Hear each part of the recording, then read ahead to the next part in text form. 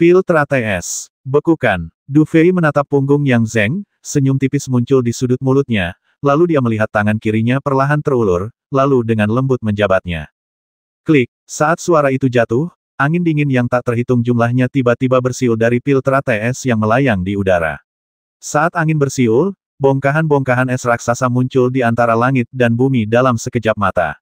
Sambil mengimbangi kompresi ruang ini, bongkahan-bongkahan es itu juga muncul tepat di belakang Yang Zeng dan terus menyebar. Swoosh, swoosh, swoosh. Menghadapi es batu yang terbentuk dari energi kental pil teratai es, Yang Zeng menghindar dengan panik. Kali ini, serangan Du Fei benar-benar berbeda dari sebelumnya. Ia mengerahkan seluruh kekuatan murni Yuan dan langit dan bumi, yang membuat Yang Zeng sangat tidak nyaman. Sebab, kekuatan Yuan dan langit dan bumi bagaikan racun bagi ibel luar. Saat ini, kecepatan Yang Zeng jelas telah mencapai batasnya, tetapi kecepatan pembekuan balok-balok es itu terlalu cepat. Hanya dalam beberapa tarikan napas, Yang Zeng berada dalam kondisi yang sangat menyedihkan. Jika ia tidak berjuang mati-matian saat ini, ia mungkin sudah tamat sejak lama. Du Fei menatap Yang Zeng dengan acuh tak acuh, yang kini melarikan diri panik di bawah kekuatan pil teratai es. Ekspresinya tetap tidak berubah. Setelah menguasai seni penekan ibel, Du Fei juga memahami kendali sejati pil Yuan langit dan bumi ini. Meskipun ia tidak bisa mengendalikannya semudah Kaisar Xuan, berurusan dengan Yang Zeng saja bukanlah hal yang sulit. Kekuatan pil teratai es tidak kalah dengan pil guntur langit, tetapi Du Fei sebelumnya tidak mengerti cara memanfaatkannya dengan benar. Kini, pil teratai es dan pil guntur langit akan melepaskan kekuatan luar biasa mereka di tangannya. Es dunia. Setelah tersenyum dingin, Du Fei tiba-tiba mengepalkan telapak tangannya lagi. Dalam sekejap, ia melihat kekuatan es muncul dari segala arah di seluruh ruang, lalu dengan cepat menekan ke tengah. Menghadapi pembekuan ini, secepat apapun Yang Zeng, ia pada dasarnya membeku di udara dalam sekejap. Ah! Jeritan tajam tiba-tiba keluar dari mulut Yang Zeng. Saat itu, ia berada dalam kondisi yang cukup menyedihkan, seluruh tubuhnya terperangkap dalam bongkahan es raksasa. Meskipun udara hitam berputar-putar di sekujur tubuhnya, yang membuatnya tak bisa bergerak, energi ibel yang awalnya memiliki daya melahap yang kuat kini seperti tikus yang bertemu kucing, terus menyusut dan menguap secara bersamaan. Brengsek, adegan aneh ini membuat ekspresi Yang Zeng berubah drastis. Namun, bagaimanapun ia mengaktifkan Ki Ibel Surgawi, situasinya tetap sama sekali tidak berubah. Situasi yang berubah total ini seketika membuat Yang Zeng tak mampu bereaksi sama sekali. Du Fei menatap Yang Zeng dengan acuh tak acuh, yang kini sepenuhnya terikat di dunia ini, lalu dengan lembut mengepalkan tangan kanannya. Dalam sekejap, pil Tianlei yang melayang di atas kepalanya perlahan naik ke udara, lalu langsung melayang ke puncak ruang hampa ini. Ledakan dentuman. Saat pil guntur surgawi naik ke udara, gemuruh guntur yang mengerikan menggema di langit dan bumi, dan gelombang energi yang sangat dahsyat terus menyebar. Menghadapi gelombang energi ini, Yang Zeng merasa seolah-olah sedang menghadapi kekuatan surgawi. Ini adalah teknik penekan ibel yang hanya bisa dinikmati oleh Raja Ibel Surga ke-9-mu. Hari ini, teknik ini digunakan untuk mengantarmu pergi. Betapa terhormatnya dirimu. Saat kata-kata itu jatuh, tanda di tangan Du Fei perlahan berubah, dan hampir bersamaan, sosoknya perlahan naik ke udara, dan akhirnya menyatu langsung dengan pil Tianlei. Saat sosoknya dan pil Tianlei menyatu, seberkas cahaya yang mengandung petir langsung melesat ke arah Yang Zeng di bawah. Dor, dor, dor. Sinar energi yang sangat murni langsung merobek langit dan bumi, dan pada saat ini, kengerian di mata Yang Zeng terus meningkat, karena pada saat ini, dia merasakan bau kematian yang kuat dalam serangan ini. Du Fei, kau membawa 2 tian di Yuan dan cepat atau lambat kau akan mati tanpa tempat pemakaman. Raungan Yang Zeng yang dipenuhi ketakutan langsung terdengar. Ekspresi Du Fei tetap tidak berubah. Sebaliknya, ia menunjuk dengan jarinya, dan berkas cahaya yang mengandung energi petir itu langsung berakselerasi sedikit. Setelah kamu meninggal, kamu tidak perlu khawatir tentang hal itu. Sekalipun aku mati, aku tidak akan membiarkanmu hidup mudah. Pada saat ini, ekspresi ganas melintas di wajah Yang Zeng. Ia menggertakkan giginya, dan armor ibel surgawi yang tersisa di sekujur tubuhnya langsung hancur berkeping-keping. Kemudian, gelombang aneh langsung memancar dari lubuk hatinya. Du Fei, gelombang aneh itu sangat ganjil dan menembus kehampaan hampir seketika. Namun, tepat ketika gelombang ini hendak menembus kehampaan, sinar energi yang mengandung petir langsung menimpa Yang Zeng. Dalam sekejap, Tubuhnya yang terbungkus energi ibel langsung berubah menjadi gas, dan bahkan seni bela diri Yuandan di tubuhnya pun langsung lenyap. Adapun gelombang yang sangat ingin ia pancarkan sebelum ia meninggal, seketika terhenti saat itu juga. Memanggil. Namun, meskipun kecepatan Du Fei sangat cepat, fluktuasi aneh itu tidak sepenuhnya hilang. Sebaliknya, ia merobek kehampaan hanya dengan beberapa kata dan menghilang dalam sekejap. Du Fei sedikit mengernyit, menatap fluktuasi aneh yang menghilang, wajahnya agak muram. Meskipun ia tahu bahwa fluktuasi yang dipancarkan Yang Zeng sebelum kematiannya telah diganggu olehnya, ia tidak tahu apa yang dipancarkan Yang Zeng. Jika itu berisi informasi tentang Yuan dan langit dan bumi, pasti akan ada masalah. Lagi pula, menurut Du Fei, Yang Zeng kemungkinan besar akan menyampaikan pesan itu kepada utusan ibel surgawi. Namun, Yang Zeng mungkin tidak sempat menyelesaikan kata-katanya sebelum dia meninggal. Setelah merenung sejenak, Du Fei menghela napas panjang. Dengan lambaian tangannya, ia secara bersamaan menarik pil guntur surgawi dan pil teratai es ke dalam tubuhnya, dengan ekspresi lega di wajahnya. Kedua pil Yuan surgawi dan bumi kini berada dalam kondisi keseimbangan sempurna di dalam tubuhnya. Jika bukan karena situasi saat ini, ia tidak akan menggunakannya dengan mudah, karena keduanya bisa saja menjadi bumerang baginya. Sepertinya aku masih perlu mencari alasan untuk menjelaskannya atau cari cara untuk membasmi orang-orang itu. Ini juga merepotkan. Melihat lautan darah yang perlahan hancur seiring menghilangnya Yang Zeng, Du Fei menggelengkan kepalanya sedikit, lalu menginjak tanah, dan sosoknya langsung berjalan keluar dari ruang ini. Medan perang Kyushu, laut mati dan hutan hantu, rerun dewa kuno, jauh di dalamnya. Pada saat ini, banyak sosok berpencar, dan masing-masing dari mereka menatap langit. Di sana, awan darah mengembun, dan gelombang energi dahsyat terus menyebar darinya. Sudah hampir setengah jam sejak Du Fei ditarik ke ruang itu oleh Yang Zeng. Namun, hingga kini, belum ada yang keluar, seolah-olah pemenangnya belum ditentukan. Oleh karena itu, semua orang yang hadir ingin tahu siapa yang lebih unggul dalam konfrontasi antara kedua belah pihak. Sudah lama sekali, dan pemenangnya masih belum ditentukan. Moyazi mengerutkan kening, menatap langit, dan berbicara dengan suara rendah. Kau dan aku sama-sama tahu kekuatan Yang Zeng. Dia memang sudah cukup kuat sejak awal, dan setelah berlatih semacam sihir darah tubuh, kekuatannya meroket. Jika kita melawannya sendirian, aku khawatir kau maupun aku tidak akan bisa menandinginya. Mu Qingcheng, yang berdiri di sampingnya, berbicara perlahan. Meskipun ia pernah dikalahkan oleh Du Fei, metodenya sekarang bisa dibilang sangat berbeda. Sangat sulit bagi Du Fei untuk menang, lanjut Moyazi. Jika Du Fei kalah, nasib kita mungkin tidak akan lebih baik. Chuling, yang sedari tadi diam, tiba-tiba berbicara dengan nada ringan. Mendengar ini, semua orang yang hadir merasa sedikit canggung. Situasi mereka saat ini adalah mereka tidak bisa pergi, dan mereka merasa cemas menunggu. Meskipun semua orang yang hadir adalah petarung terbaik di medan perang Jiushu, mereka agak tidak berdaya dalam situasi ini. Mungkin yang bisa dilakukan semua orang yang hadir hanyalah sedikit berharap. Saat suara Chuling terdengar, semua orang kehilangan minat untuk berbicara dan malah menatap langit. Mereka berpikir, mungkin, hasilnya akan segera datang. Terlepas dari apakah hasilnya baik atau buruk, itu akan. Klik, klik. Setelah menatap sejenak, lautan darah di langit tiba-tiba mengeluarkan suara retakan, dan kemudian cahaya merah darah yang menyebar darinya hampir seketika menarik perhatian semua orang. Tatapan semua orang beralih pada saat ini, mata mereka dipenuhi dengan sedikit kesungguhan dan secercah harapan. Di bawah tatapan orang-orang itu, sesaat kemudian, sesosok ramping berjalan perlahan keluar dari lautan darah dengan tangan di belakang punggungnya, dan kemudian muncul di hadapan semua orang. Pemilik figur itu berwajah biasa dan bertubuh kurus. Meskipun tidak ada aura yang terlalu keras terpancar darinya, hanya dengan berdiri di sana, ia seperti penguasa dunia ini. Du Fei. Jejak keterkejutan diam-diam muncul di antara banyaknya penelitian. Meskipun semua orang yang hadir samar-samar mengharapkan akhir seperti itu di hati mereka, ketika akhir ini muncul, keterkejutan di hati semua orang tak terelakkan. Bagaimana dengan dia? Melihat sosok Du Fei, tubuh Chuling sedikit gemetar, lalu dia berbicara pelan. Maafkan aku. Du Fei menatap Chuling yang wajahnya kini pucat, lalu menggeleng pelan. Aku baru saja tidak sengaja membasminya. Sesuai perjanjian, seharusnya aku menyerahkannya padamu. Dirindukan. Kata-kata Du Fei dan ekspresinya yang acuh tak acuh langsung bergema di seluruh ruangan, dan kemudian semua orang di ruangan itu terengah-engah. Seorang prajurit sekuat itu benar-benar terbasmi olehnya secara tidak sengaja. Sosok Culing sedikit bergoyang saat ini, lalu ambruk ke tanah, tampak tanpa ekspresi. Setelah menatapnya dalam diam sejenak, Du Fei hanya bisa mendesah dalam hati. Ia tak bisa memahami pikiran Culing yang kusut, dan ia tak bisa memahaminya. Sekalipun ia mengerti, Yang Zeng tetap akan mati. Suasana di lapangan langsung hening saat itu.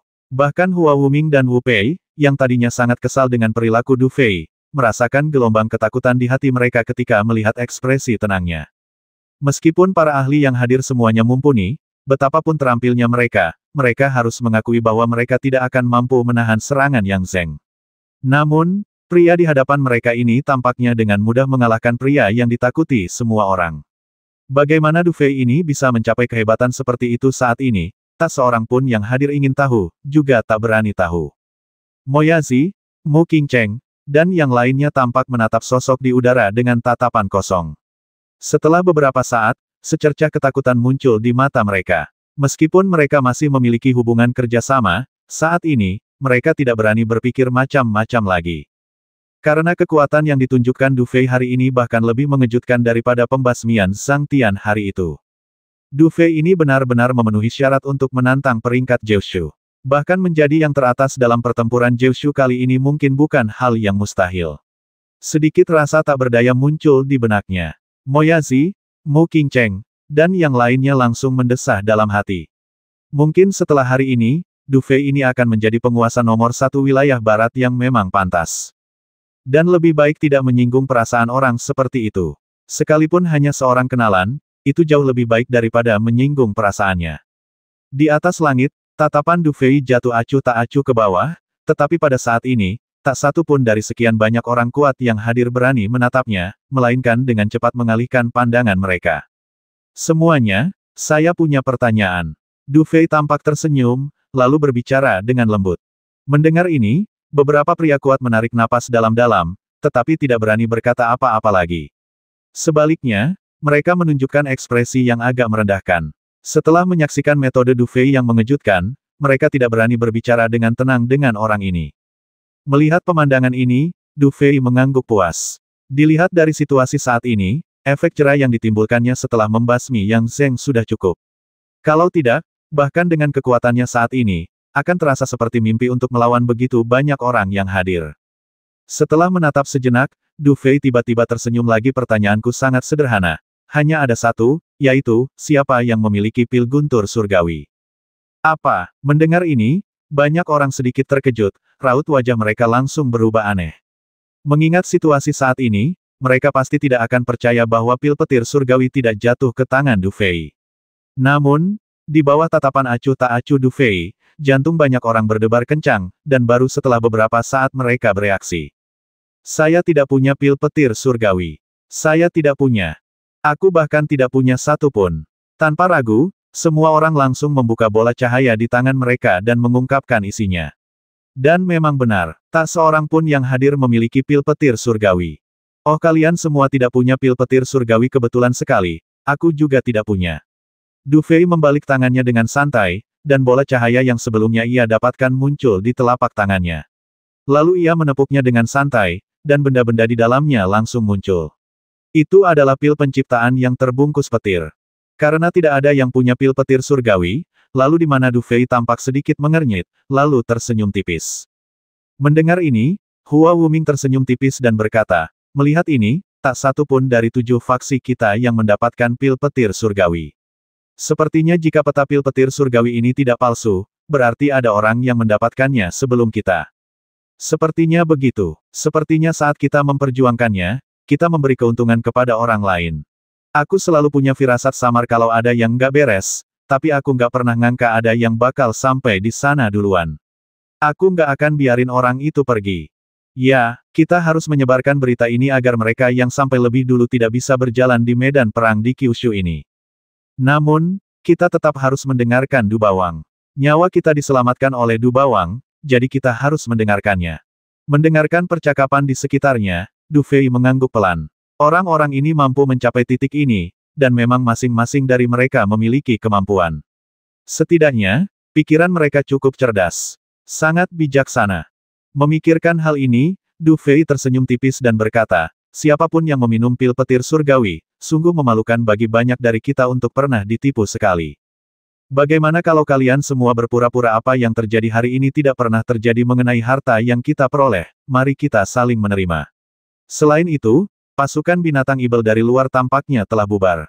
Jika aku tidak salah ingat, banyak orang mati di sana. Hal-hal lain tidak masalah, tetapi Ordo 9 provinsi yang mereka miliki tidak boleh disia-siakan. Kali ini, aku tidak akan bersaing denganmu. Ordo 9 provinsi itu, kalian bisa membaginya, bagaimana? Terima kasih, Du Bawang. Mendengar ini, banyak orang terharu dan langsung membungkuk sedikit.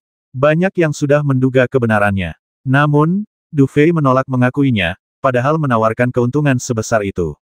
Jika mereka tidak patuh, mereka akan dianggap bodoh. Hampir pada saat itu, semua orang yang hadir membuat keputusan mental untuk menutup-nutupi kejadian hari ini. Haha, karena kalian semua tidak keberatan, ayo kita pergi. Tapi, sebelum kalian bubar, aku ingin mengingatkan kalian bahwa ribuan orang di luar sana bisa dibilang telah kita retas. Orang-orang ini pasti punya kerabat dan teman. Kalau sampai ketahuan, semua orang pasti akan kena masalah, jadi lebih baik tutup mulut. Setelah menyipitkan mata sejenak, Du Fei tersenyum tipis. Mendengar ini, beberapa orang yang awalnya enggan menerima hasilnya tertegun sejenak, tetapi hanya bisa tersenyum pahit. Metode Du Fei yang menggunakan kurma manis dan tongkat memang sangat kejam, tetapi sangat efektif. Bisa dibilang semua orang yang hadir telah diseret ke dalam kapal bajak laut olehnya saat itu. Jika Du Fei memiliki kehidupan yang buruk di masa depan, saya khawatir semua orang yang hadir juga akan memiliki akhir yang buruk.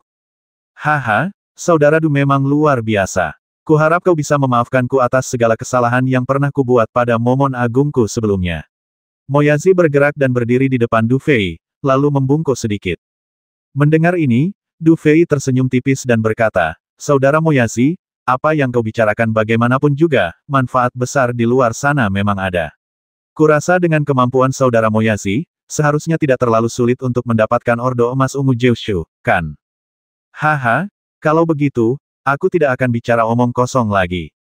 Silakan masuk. Setelah berkata begitu, Moyazi membungkuk kepada Du Fei, dan tubuhnya langsung berubah menjadi aliran cahaya dan bergegas keluar. Setelah itu, Mu Qingcheng, Qi dan yang lainnya memberi hormat pada Du Fei satu persatu, lalu segera mengucapkan selamat tinggal. Melihat hal ini, para ahli yang hadir mengucapkan selamat tinggal kepada Du Fei satu persatu, lalu bergegas keluar. Bagaimanapun, Ordo 9 Provinsi memiliki daya tarik yang mematikan bagi mereka yang berpartisipasi dalam Perang 9 Provinsi. Dengan hanya 2 atau 3 bulan tersisa hingga serangan terakhir di Istana 9 Provinsi, semua orang ingin mendapatkan Ordo Emas Ungu 9 Provinsi dan masuk dalam peringkat 9 Provinsi. Oleh karena itu, tidak seorang pun yang hadir akan melewatkan kesempatan ini. Du Fei mendesah pelan sambil menyaksikan kerumunan menghilang dalam sekejap mata. Bagaimanapun, ia sudah mengerahkan seluruh taktiknya hari ini. Jika orang-orang itu pintar, mereka tidak akan mengungkapkan kecurigaan apapun tentang dirinya yang mendapatkan pil petir surgawi. Sedangkan bagi mereka yang belum datang ke sini, bahkan jika mereka memiliki keraguan, ia bisa dengan mudah menghilangkannya jika ia cukup kuat.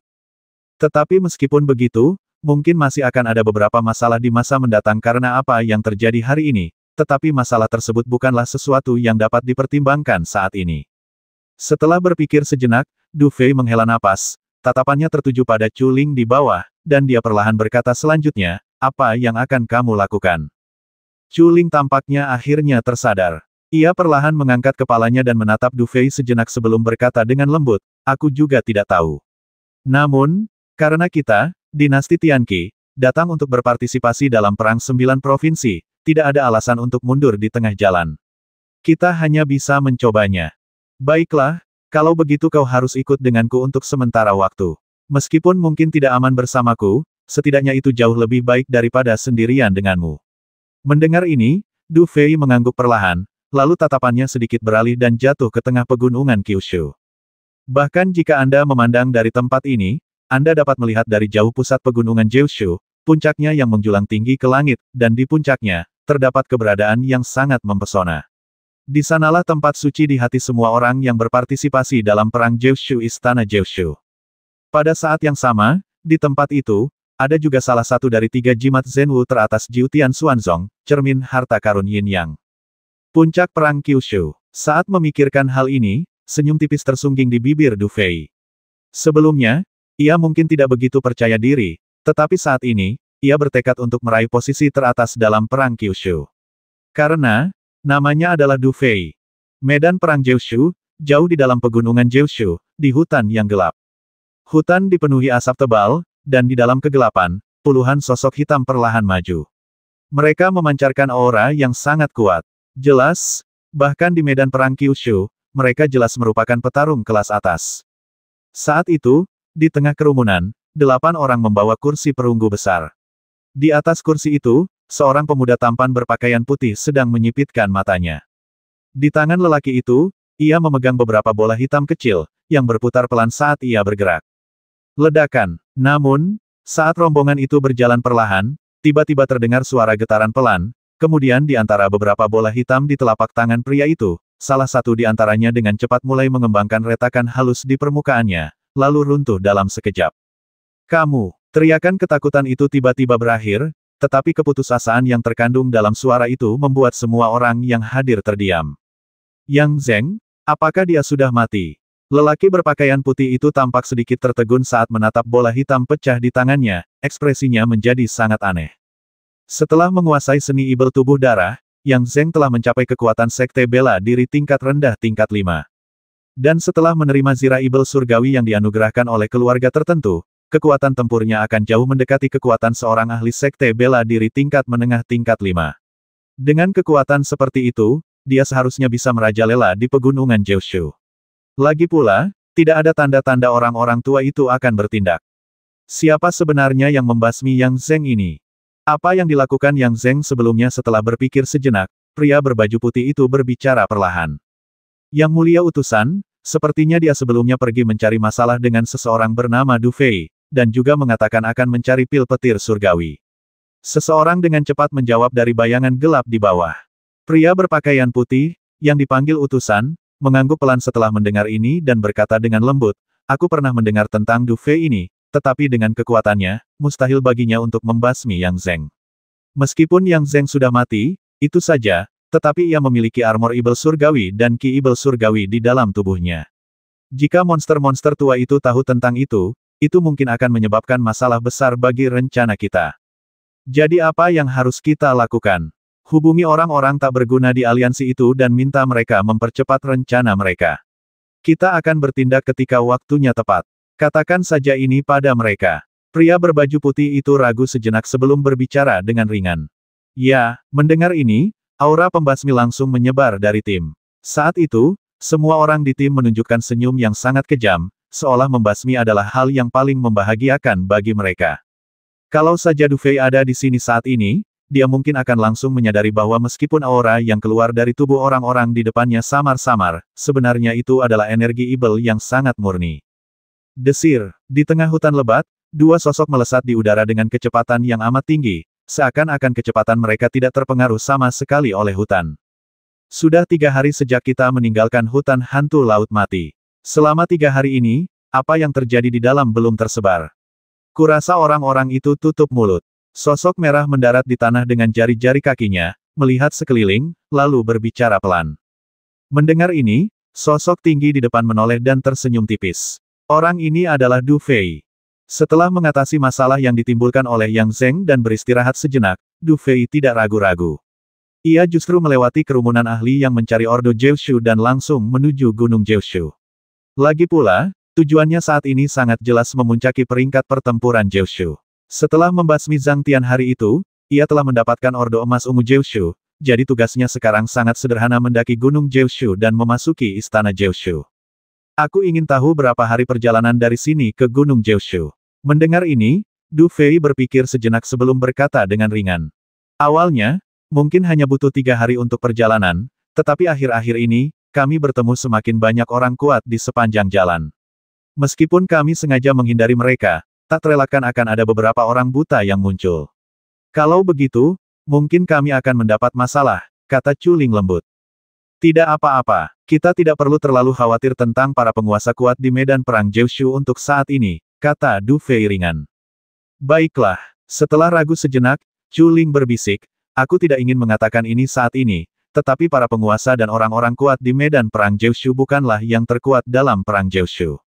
Oh, apakah ada peringkat lain di atas penguasa Jiushu? Du Fei sedikit terkejut mendengarnya. Dia belum pernah mendengar pernyataan seperti itu. Bukan? Itu karena di antara mereka yang disebut kekuatan super, ada yang kuat dan lemah, dan beberapa di antaranya sangat menyimpang. Karena kekuatan dan titik awal mereka sendiri awalnya berada di luar rata-rata orang, para menyimpang ini umumnya tidak akan melakukan apapun untuk merebut reputasi tersebut, karena di mata mereka, orang lain tidak layak mendapatkan usaha mereka.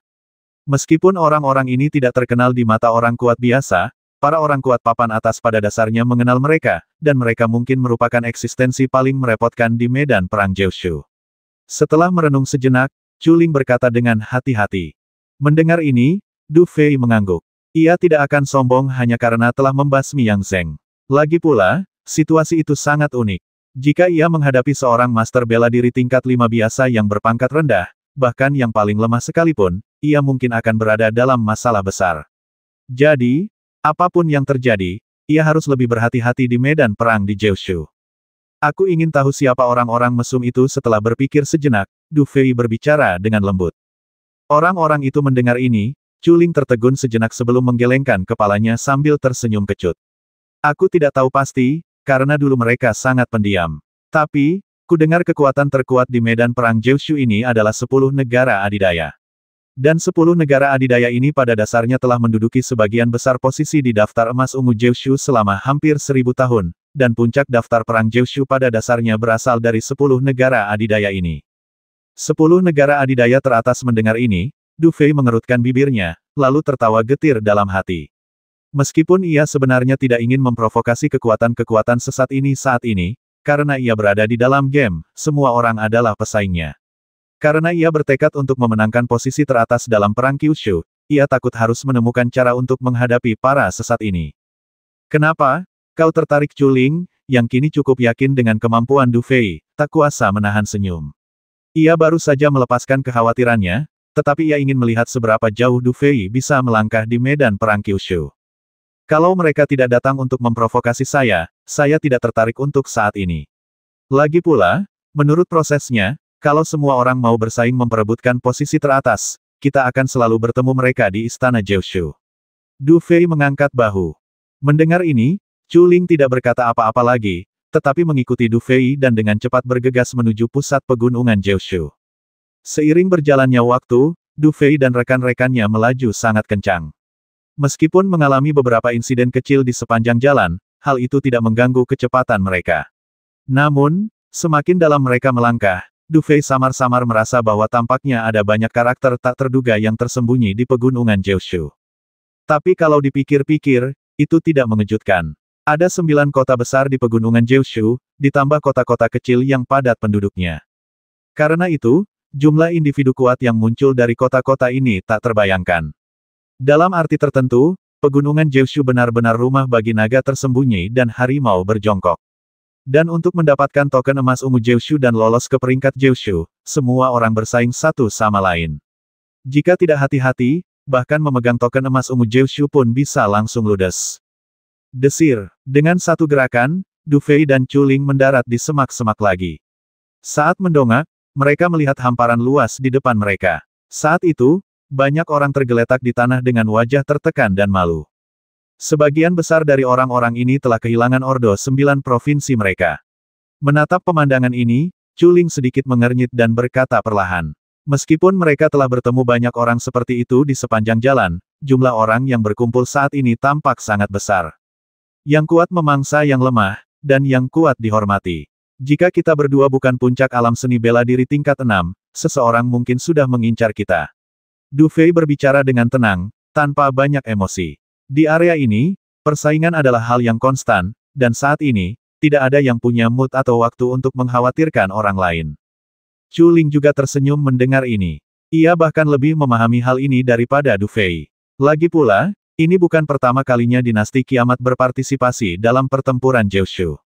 Ayo pergi. Setelah mengamati pemandangan itu sejenak dengan acuh tak acuh, Du Fei melambaikan tangannya dan segera pergi bersama Chu Ling dan 2 lainnya, terus bergegas masuk lebih dalam ke pegunungan. Semakin dalam mereka memasuki pegunungan Jiushu, semakin banyak orang kuat muncul di sekitar mereka. Hanya dalam beberapa menit, Du Fei menyaksikan hampir puluhan pertempuran. Kedua belah pihak bertempur mati-matian demi Ordo Jiushu. Suasana semakin hingar-bingar. Setelah mengamati pertempuran sejenak, Du Fei terus bergerak maju dengan sedikit kurang tertarik. Namun, setelah berjalan beberapa saat, ia sedikit mengernyit dan pandangannya tertuju ke depan. Pada saat ini, sejumlah besar orang kuat berkumpul di sana, dan terasa seolah-olah orang-orang kuat ini membentuk garis blokade. Akhirnya, apakah kita mulai mendapat masalah melihat pemandangan ini? Du Fei sedikit mengernyit, lalu menghela napas dan berbicara pelan.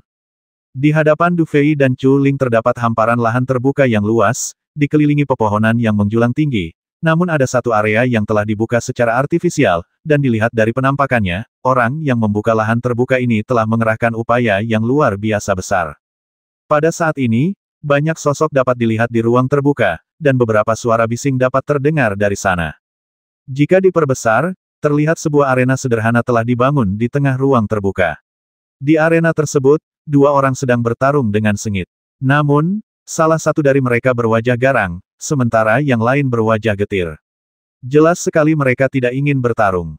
Jangan terlalu jauh. Kita sudah sepakat, asal aku bisa bertahan 10 langkah darimu, kau akan membiarkanku pergi. Apalagi yang kau inginkan sekarang? Teriakan-teriakan marah terdengar dari atas ring, dan banyak orang di sekitar mendesah dalam hati saat mendengarnya, dengan sedikit simpati dan ketidakberdayaan terpancar di mata mereka. Engah, pertarungan berlanjut beberapa saat, dan pria berwajah garang di atas ring telah menamparkan lawannya dengan sangat keras hingga ia muntah darah dan mundur. Kemudian ia mengulurkan tangannya dan langsung merebut Ordo Jiushu dari tangan lawannya. Kemudian ia mencibir dan menendang lawannya keluar dari ring. Orang keempat itu sampah. Pria itu menyeringai, melirik sosok di tanah yang sedang memuntahkan darah. Ia mencibir dan melirik Ordo Jiushu yang telah direbutnya. Lalu ia berkata dengan suara pah, dia hanya mencoba masuk ke Gunung Jiushu hanya dengan Ordo Perak Jiushu. Omong kosong. Mendengar ini, tempat itu menjadi sunyi. Banyak orang tampak marah, tetapi tak seorang pun berbicara di tengah ejekan pria itu. Ada apa? Setelah berjalan perlahan ke arah kerumunan, Du Fei menatap situasi saat ini dan sedikit mengernyit. Du Fei dapat melihat bahwa selain pria berwajah garang di atas panggung, ada banyak orang yang mengenakan pakaian serupa di bawah panggung, jelas berasal dari faksi yang sama. Mereka yang berekspresi tak berdaya kemungkinan besar berasal dari faksi lain.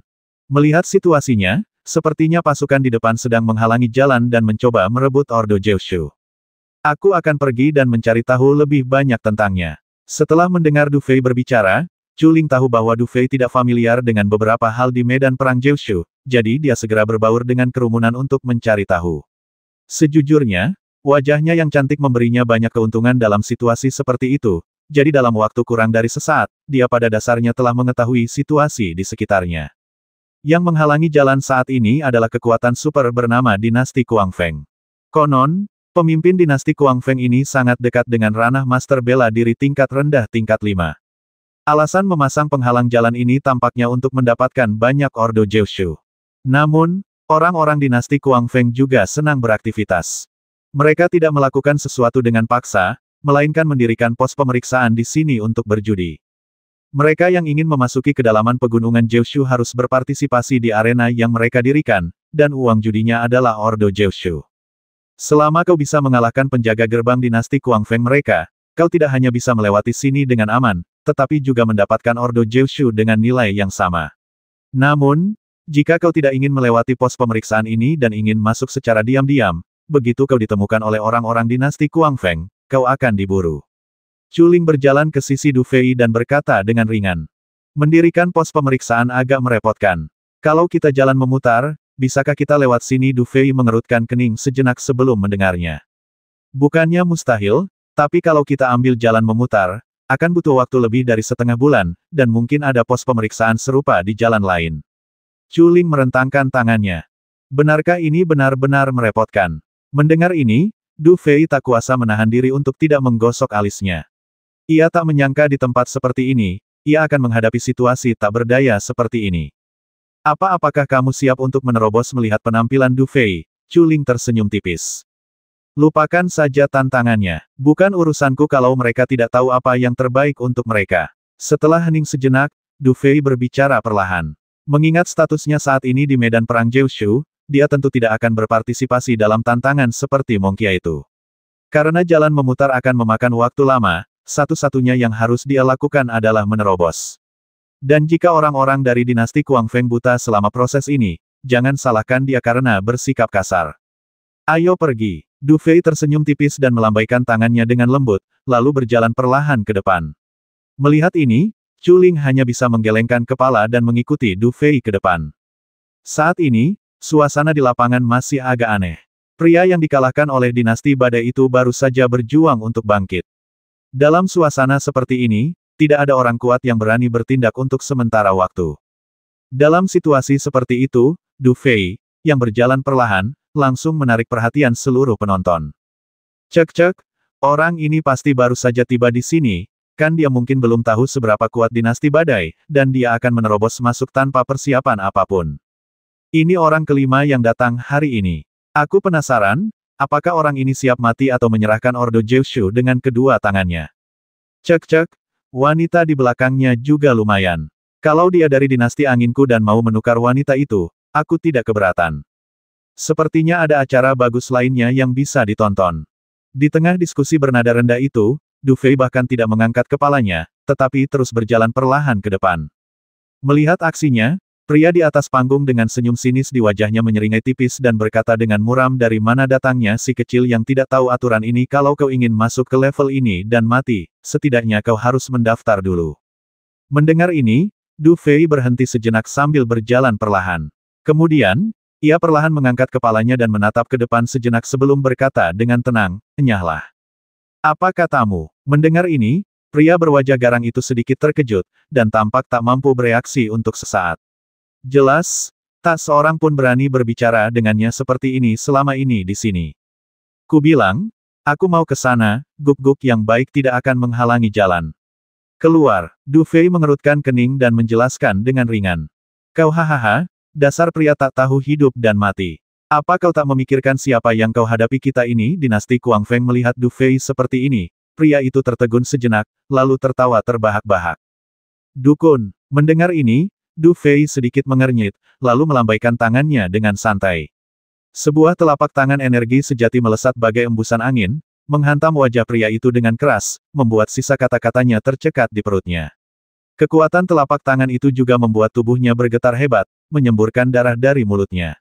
Ia langsung terbanting ke tanah dalam keadaan sangat malu dan pingsan seketika. Wow, melihat orang ini, yang muncul entah dari mana, benar-benar melumpuhkan penguasa dinasti angin yang telah mengalahkan banyak sekali orang kuat hanya dengan jentikan tangannya. Banyak orang tercengang sejenak, seolah-olah itu agak sulit dipercaya. Karena, secara logika, kejadian seperti itu seharusnya tidak terjadi. Bahkan beberapa negara adidaya, menghadapi situasi seperti itu, akan mencoba berdamai dengan dinasti badai, berdiskusi dengan saksama sebelum berjabat tangan dan pergi. Namun, sungguh tak terduga bahwa orang ini, yang muncul entah dari mana, akan menggunakan cara yang begitu kuat untuk menamparkan wajah dinasti badai. Lagi pula, orang yang berdiri di atas panggung saat ini hanyalah tokoh kecil di dalam dinasti badai. Meskipun ia tokoh kecil, ia tetap mewakili reputasi dinasti badai. Dan karena reputasi dinasti badai telah hancur, masalah ini kemungkinan besar akan sulit diselesaikan. Hal yang tidak berguna, suasana di lapangan sempat menegang, lalu tiba-tiba terdengar suara samar, lalu kerumunan yang tadinya berkumpul di belakang ring perlahan bubar.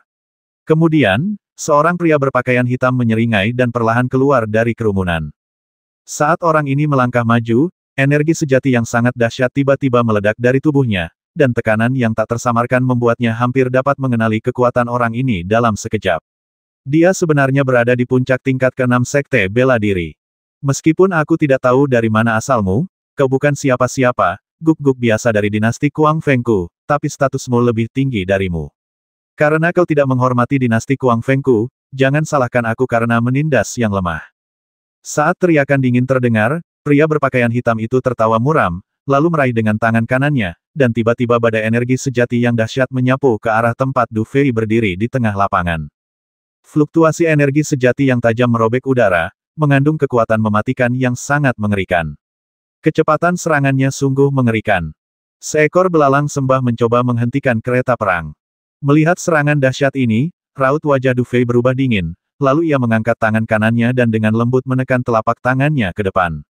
Ledakan. Dalam sekejap, fluktuasi energi yang sangat dahsyat terdengar di lapangan, dan kemudian, ledakan gemuruh yang keras langsung bergema di seluruh dunia, dan kemudian semua orang melihat bahwa kedua sosok yang muncul di lapangan pada saat ini bahkan tidak bergetar. Tertawa. Setelah hening sejenak, banyak orang tersentak. Siapakah sebenarnya pria kejam yang muncul entah dari mana ini, bagaimana mungkin ia bisa disejajarkan dengan pemimpin dinasti badai dalam satu pertarungan? Siapa kau saat itu? Raut wajah pemimpin dinasti Kuang Feng sedikit berubah. Ia memang arogan, tapi bukan orang bodoh. Siapapun yang bisa menghalangi langkahnya bukanlah orang kecil, bagaimanapun kau melihatnya. Du Fei. Menatap pria berwajah serius berbaju hitam itu, Du Fei berkata dengan tenang, bolehkah aku masuk sekarang? Du Fei. Dan ketika nama ini keluar dari mulut Du Fei, banyak orang di lapangan merasa napas mereka tiba-tiba sesak. Dalam sekejap, hampir semua orang memikirkan siapa Du Fei ini. Suara-suara bising di sekitar tempat terbuka itu hampir berhenti tiba-tiba pada saat ini, dan tatapan yang awalnya mengandung sedikit rasa bangga kini sepenuhnya tergantikan oleh jejak keterkejutan. Du Fei. Nama ini, yang tampaknya mengandung sihir yang sangat kuat, membuat hati mereka sedikit bergetar ketika mendengarnya. Lagi pula, tak lama setelah memasuki pegunungan Jiushu, banyak orang mendengar tentang pertempuran mengerikan yang terjadi di pintu masuk Qiceng. Di sana, Zhang Tian, yang dipuja sebagai penguasa nomor satu wilayah barat dan pemimpin dinasti Furi yang perkasa, dipenggal sebelum ia sempat bertindak, yang menyebabkan kerundewa total dinasti Furi. Pria yang memotong Zhang Tian adalah penguasa wilayah barat lainnya, Du Fei. Penguasa Du Fei ini menjadi terkenal setelah mengalahkan penguasa wilayah barat, Yang Zheng. Perlu dipahami bahwa Yang Zheng dan Zhang Tian sama-sama lahir dari faksi-faksi kuat dengan latar belakang yang mengesankan. Kebangkitan mereka di wilayah barat sudah dinantikan banyak orang. Namun, banyak yang terkejut ketika mengetahui latar belakang Du Fei. Dinasti Daan, kekuatan yang relatif tidak dikenal, adalah faksi kecil yang tidak dikenal. Tanpa Du Fei, tak seorang pun di medan perang 9 provinsi akan pernah mendengar tentangnya. Namun, Du Fei, yang lahir dari faksi kecil, telah mencapai sesuatu yang bahkan mungkin tak dapat dicapai oleh para penguasa dari dinasti super. Tahukah Anda, banyak hal di dunia ini yang tak dapat diubah hanya dengan kebetulan atau keberuntungan. Kesenjangan antara kekuatan super dan kekuatan kecil sungguh lebar. Bahkan jika seseorang beruntung mendapatkan sedikit keuntungan di medan perang 9 provinsi, mustahil bagi seseorang dari dinasti tingkat rendah untuk bersaing dengan seseorang dari kekuatan super. Namun, Du Fei berhasil. Tak hanya itu, ia juga menjadi penguasa nomor satu wilayah barat yang tak terbantahkan. Tahukah Anda, di medan perang Jiushu, hanya 4 orang yang bisa disebut sebagai penguasa nomor satu. Salah satunya adalah penguasa ini, Du Fei. Ditambah dengan tersebarnya prestasi dan latar belakangnya, tindakan Du Fei menjadi topik hangat di seluruh pegunungan Jiushu hanya dalam beberapa hari. Meskipun orang-orang kuat di pegunungan Jiushu mungkin tidak dapat mengingat penguasa nomor satu lainnya, nama Du Fei tetap ada di benak semua orang. Sebab, di medan perang Kyushu ini, dua kata ini melambangkan kekuatan dan keajaiban. Adapun apa yang dilakukan Du Fei di hutan hantu laut mati, karena berbagai alasan, hal itu tidak disebarluaskan. Jika berita Du Fei membasmi seorang master bela diri tingkat rendah tingkat 5 tersebar, mungkin akan membuat banyak orang yang hadir ketakutan dan ingin buang air kecil. Meski begitu, kehadiran sosok yang melambangkan kekuatan sekaligus keajaiban ini membuat banyak orang terkesima. Mata mereka dipenuhi kekaguman. Jelas, mereka tidak pernah membayangkan bahwa individu yang tampak biasa-biasa saja ini adalah sosok yang sangat dihormati di pegunungan Jiushu. Di dinasti Kuang Feng, pria berpakaian hitam yang baru saja bergerak itu membeku, tatapan aneh melintas di matanya. Setelah menatap Du Fei sejenak, ia mengerucutkan bibirnya dan mendengus, pantas saja kau begitu sombong. Jadi kau Du Fei. Sudahlah, aku tidak tertarik berkelahi denganmu. Minggir saja. Du Fei melirik pemuda berpakaian hitam di depannya dan berkata dengan ekspresi datar. Kau menyakiti orang-orangku dari dinasti Kuang Feng di depan begitu banyak orang dan kau hanya ingin pergi begitu saja. Du Fei, bukankah kau terlalu sombong? Pemuda berpakaian hitam itu menyipitkan matanya dan tersenyum dingin. Kalau begitu, ayo kita lakukan. Ekspresi Du Fei tetap tidak berubah. Meskipun aku sudah memiliki Ordo Emas Ungu Jiushu, temanku tidak memilikinya. Kurasa kau sudah menunggu di sini berhari-hari dan berhasil menipu untuk mendapatkan Ordo Emas Ungu Jiushu, kan dengan begitu, aku bisa menghemat banyak waktuku. Kau ingin merebut Ordo Jiushu dariku, Shen Fan nafsu makanmu besar sekali. Tapi, aku bukan sampah seperti Zhang Tian. Aku khawatir kau takkan bisa menelanku dalam sekali suap. Cahaya dingin berkilat di mata pemuda berbaju hitam itu, lalu ia menjentikkan ujung jarinya. Seketika, angin jari yang tajam melesat dari ujung jarinya, mengandung aura yang sangat tajam, dan menyambar jantung Du Fei bagai kilat. Menggigit, badai angin jari menerjang keluar, namun tepat saat hendak menimpa Du Fei justru mengulurkan tangannya dan mencubitnya, lalu terdengar suara keras, dan Du Fei benar-benar menghancurkan angin jari tersebut. Mencicit, mencicit, mencicit. Melihat serangannya diblok, raut wajah Shen Fan menjadi sedikit muram, lalu ia menghentakkan kakinya dengan keras, dan sosoknya tiba-tiba berubah menjadi serangkaian bayangan dan melesat keluar. Saat 10 jarinya menunjuk, angin jari yang tajam menyerbu ke arah Du Fei, dan hampir seketika menyelimuti titik-titik vital tubuh Du Fei. Melihat Shen Fan bertindak begitu cepat, Du Fei mencibir, lalu mengepalkan tangan kanannya. Dalam sekejap, kabut putih samar langsung muncul di lengannya. Kemudian, ia menginjak tanah, dan sebuah pukulan dengan kekuatan yang luar biasa melesat ke depan. Ledakan. Saat pukulan itu mendarat, serangan-serangan yang dapat dengan mudah menembus tubuh seorang pendekar tingkat tinggi tingkat 6 itu langsung meledak, tetapi pukulan Du Fei tak kenal ampun. Sebaliknya, pukulan itu menembus kehampaan tepat bersama gerakan Du Fei, dan tekanan tinjunya menghantam Shen Fan dengan keras. Pukulan itu mengenai wajahnya, menyebabkan raut wajah Shen Fan berubah drastis. Ia bisa merasakan aroma yang sangat berbahaya dari pukulan itu. Ia tak berani menunda, melainkan bertepuk tangan. Seketika, lonceng ki hitam raksasa muncul di permukaan tubuhnya. Lonceng ki raksasa ini jelas juga merupakan seni bela diri defensif yang sangat kuat, jadi saat digunakan, momentumnya sangat mencengangkan. Ledakan. Detik berikutnya, sebuah tekanan tinju yang sangat dahsyat telah menghantam lonceng raksasa hitam itu. Dalam sekejap, suara nyaring lonceng itu tiba-tiba menggema di lapangan, dan kemanapun gelombang suara itu mencapai, tanah terbelah menjadi retakan. Saat gelombang suara menyebar, tak lama kemudian, tiba-tiba, retakan halus muncul di lonceng ki hitam. Retakan ini menyebar dengan cepat dalam sekejap mata, lalu dengan ledakan keras, lonceng itu meledak sepenuhnya.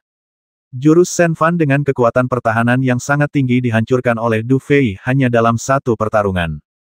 Desir. Tepat saat lonceng ki raksasa itu meledak, Du Fei mencibir, menginjak tanah, dan langsung melesat, menghantam tanpa ampun. Jelas, ia juga kesal dengan Shen Fan saat ini, dan siap membasminya dengan satu gerakan.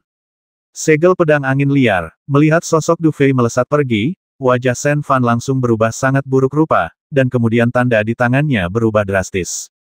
Akhirnya, dengan teriakan pelan, energi sejati yang melonjak dan tajam menyapu dalam sekejap, lalu berubah menjadi pedang angin raksasa, menebas ke arah Du Fei datang. Dentang. Bila angin yang dipadatkan oleh energi sejati menebas dengan ganas tubuh yang melesat keluar. Dalam sekejap, suara nyaring logam beradu menyebar. Kemudian, di tengah hembusan angin kencang, kedua sosok di lapangan terpisah pada sendewa pertama dan mundur satu sama lain dalam sekejap. Du Fei jatuh ke tanah, ekspresinya sangat dingin dan tanpa perubahan apapun. Begitu Shen Fan mendarat di tanah, wajahnya memucat. Ia mundur beberapa langkah sebelum berhasil menahan darah panas di tubuhnya. Dalam sekejap mata, meskipun hidup atau mati tidak diputuskan, hasilnya terlihat jelas oleh semua orang yang hadir. Tatapan Shen Fan yang sedikit malu tertuju pada Du Fei, ekspresinya tampak muram. Saat ini, sedikit rasa bangga di hatinya telah sepenuhnya mereda, dan tatapannya ke arah Du Fei dipenuhi dengan kesungguhan. Mampu memaksanya sampai ke titik ini hanya dengan kekuatan fisik semata, Du Fei ini benar-benar orang yang sangat sulit untuk diprovokasi. Awalnya, kukira berita tentang penguasa nomor 1 di wilayah barat itu hanya rumor, tapi sekarang tampaknya benar. Setelah hening sejenak, Shen Fan berkata dengan suara dingin. Awalnya, dia arogan dan tidak terlalu menganggap serius rumor Du Fei. Namun, setelah pertarungan kilat ini, dia menyadari bahwa Du Fei memang lebih mampu daripada dirinya sendiri. Jika dia bersikeras bertarung, hasilnya mungkin tidak ideal. Ekspresi para penonton dipenuhi keterkejutan. Setelah menyaksikan aksi Du Fei, gayanya yang bersih dan efisien benar-benar membuat mereka terkesan. Kemampuannya mengalahkan seorang master sekte bela diri tingkat puncak hanya dengan kekuatan fisik menunjukkan kekuatan Du Fei. Sedangkan orang-orang dari dinasti Kuang Feng, tatapan mereka tertuju pada Du Fei dipenuhi ketakutan, kesombongan mereka yang dulu telah sirna. Lagi pula, mereka tidak berani memprovokasi orang seperti itu. Jika kau, dinasti Kuang Feng, ingin memamerkan kekuatanmu, itu tidak ada hubungannya denganku, dan aku tidak peduli. Namun, jika kau memamerkan kekuatanmu kepadaku, aku khawatir kau harus membayar harganya. Du Fei perlahan mengangkat kepalanya, menyeringai tipis, dan berbicara dengan lembut. Pada saat ini, Chu Ling juga melangkah maju, dan energi sejati di tubuhnya mulai melonjak ringan, memperlihatkan beberapa tanda siap untuk terus bertarung jika terjadi perselisihan. Semua orang di sekitar mereka langsung merasakan suasana tegang, masing-masing diam-diam terkekeh dalam hati. Du Fei ini memang sosok yang sangat arogan dan mendominasi. Dinasti Kuang Feng sudah begitu arogan sejak lama, dan sekarang mereka seolah terbentur tembok. Lagi pula, bahkan dinasti Fury yang kuat saat itu pun dikalahkan sepenuhnya oleh Du Fei. Meskipun dinasti Kuang Feng saat ini tidak kalah kuat, ia tidak bisa dibandingkan dengan dinasti Fury dulu, kan jadi, bahkan jika Du Fei bisa mengalahkan dinasti Kuang Feng di sini hari ini, itu tidak akan terlalu sulit dipercaya. Berdiri di hadapan para prajurit perkasa dinasti Kuang Feng, Shen Fan menatap Du Fei dengan ekspresi yang sangat muram. Ia memasang penghalang di sini karena tidak ingin bertemu dengan orang-orang mesum itu terlalu dini. Melawan mereka bukanlah hal yang baik baginya. Namun, orang ini tampak bertekad untuk bertarung sampai mati, yang membuatnya pusing.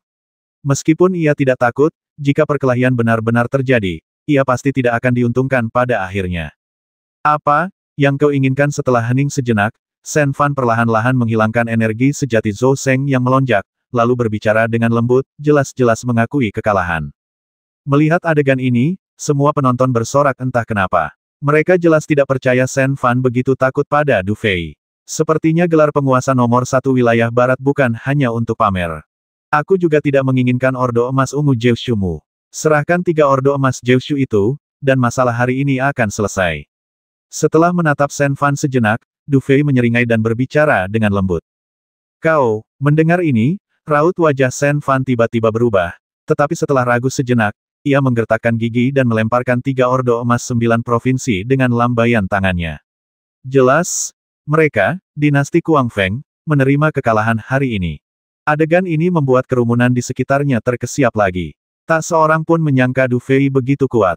Tak hanya melawan, sebelum pergi, ia juga merampas 3 Ordo Emas Jiushu dari mulut dinasti Kuang Feng. Orang ini terlalu sombong dan terlalu mesum. Du Fei, harus kuakui kau memang sangat cakap. Jika kita benar-benar bertarung, aku bukan lawanmu. Tapi, kau tak perlu terlalu sombong. Aku akan menjadi orang baik hari ini dan memberitahumu kabar baik. Sekarang, orang yang telah memperoleh warisan Sekte Tianyun, salah satu dari 2 warisan utama di medan perang Jiushu, sedang mencarimu kemana-mana. Konon kau telah memperoleh warisan Sekte Miyun, salah satu dari 2 warisan utama. Hehehe, pertarungan antara Miyun dan Tianyun tak terelakkan, dan orang yang memperoleh warisan Sekte Tianyun berasal dari 10 kekuatan super teratas. Aku hanya tidak tahu apakah mereka akan tetap sombong seperti sekarang saat kau bertemu mereka. Aku menantikan akhirmu. Setelah menatap Du Fei sejenak, Shen Fan mencibir, melambaikan tangannya sambil sedikit menyombongkan diri, lalu cepat-cepat mundur bersama orang-orang di belakangnya, meninggalkan jalan bagi Du Fei untuk lewat. Salah satu dari 2 warisan besar adalah warisan Sekte Tianyun. Mendengar ini, Du Fei sedikit mengernyit. Tianyun dan Miyun, dilihat dari sudut pandang manapun, tampak seperti 2 musuh bebuyutan. Terlebih lagi, orang yang konon mewarisi warisan Sekte Tianyun sebenarnya berasal dari salah satu dari 10 negara adidaya paling merepotkan. Sepertinya dia tanpa sadar telah membuat dirinya dalam masalah. Setelah merenung sejenak, Du Fei tidak memikirkan apapun lagi. Meskipun Sekte Tianyun dan Sekte Miyun terdengar seperti musuh, hal itu tidak terlalu mengganggunya. Selama pewaris Sekte Tianyun tidak menyusahkannya, dia tidak akan peduli. Namun, jika pihak lain bertindak gegabah, dia tidak akan bersikap sopan. Dengan pikiran acuh tak acuh seperti itu, Du Fei dengan santai melemparkan Ordo Emas Jiushu yang diperolehnya kepada Chu Ling, lalu perlahan berjalan ke kedalaman pegunungan Jiushu di bawah tatapan orang-orang kuat yang tak terhitung jumlahnya dengan ekspresi berbeda di belakangnya. Hutan ini agak gelap. Jauh di dalam hutan, sekelompok orang duduk dengan tenang. Meskipun saat ini tidak ada suara yang aneh, ada hembusan napas dingin yang samar-samar di hutan, seolah-olah meskipun hanya berdiri di sini, darah di tubuhmu akan langsung membeku. Memanggil. Di tengah keheningan total itu, setelah waktu yang tidak diketahui, sesosok Tujia datang menyerbu dari kejauhan bagaikan hantu, lalu seketika terjatuh ke tanah. Saat sosok itu mendarat di tanah, dia tiba-tiba setengah berlutut, lalu mendongak dan menatap sosok ramping yang duduk bersila di tengah hutan, dengan kegembiraan dan fanatisme terpancar di matanya. Tuan, ada berita tentang Du Fei, yang konon mewarisi warisan Sekte Miyun. Mendengar kabar ini, sosok yang tadinya duduk bersila tiba-tiba tertawa pelan, lalu perlahan berdiri. Begitu ia berdiri, seberkas sinar matahari jatuh miring ke bawah, membuat semua orang bisa melihat wajahnya dengan jelas. Sosok ramping berbalut hijau ini diselimuti kabut putih tipis. Ditambah dengan wajahnya yang sangat tampan, mustahil untuk tidak terpikat pada pandangan pertama. Seolah-olah semua keberuntungan besar di dunia telah menimpanya, dan penampilannya saja sudah menjadikannya protagonis dunia ini. Ia melangkah, dan angin mengikuti awan, dan harimau mengikuti naga. Temperamen orang ini seperti takdir. Siapapun yang melihatnya akan mengerti bahwa orang ini pastilah pewaris Sekte Tianyun, salah satu dari dua warisan utama di medan perang Jiushu.